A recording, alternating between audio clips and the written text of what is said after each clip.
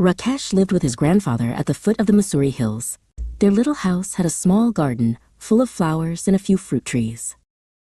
One summer afternoon, Rakesh was eating a handful of bright, red cherries. He popped one into his mouth, enjoying its sweetness, and then looked at the shiny seed in his hand.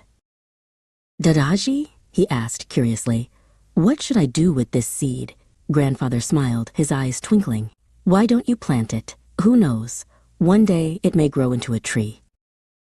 "A tree? From this tiny thing?" Rakesh laughed. "Yes, my boy. Every big tree begins with a small seed." Rakesh thought about it. Then, near a sunny corner of the garden, he dug a little hole, dropped the seed inside, covered it with soil, and poured some water. Afterwards, he forgot all about it. Weeks passed. The monsoon clouds rolled in, and the earth smelled fresh after every shower. One day, Rakesh noticed a small green shoot pushing its way through the soil. "Dadaji, come quickly," he shouted. "Look, the seed has grown." Grandfather bent down and touched the tiny leaves. "Yes, it has begun its journey. Now it is your responsibility to care for it."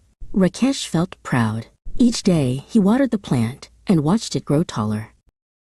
But life was not easy for the little plant. A goat wandered into the garden and nibbled at its tender leaves. Another time, insects chewed its stem.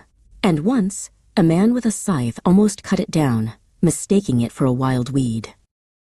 Rakesh was upset. "Why does everything try to harm my tree, Dadaji?" Grandfather chuckled softly. "Every living thing has to fight to survive. That is how it grows strong." Rakesh nodded and promised to take better care of it. The years went by. Rakesh was now 8 years old, and the sapling had grown taller than him. Its branches stretched out toward the sky, and its leaves shone in the sunlight. One spring morning, Rakesh stood under the tree, amazed.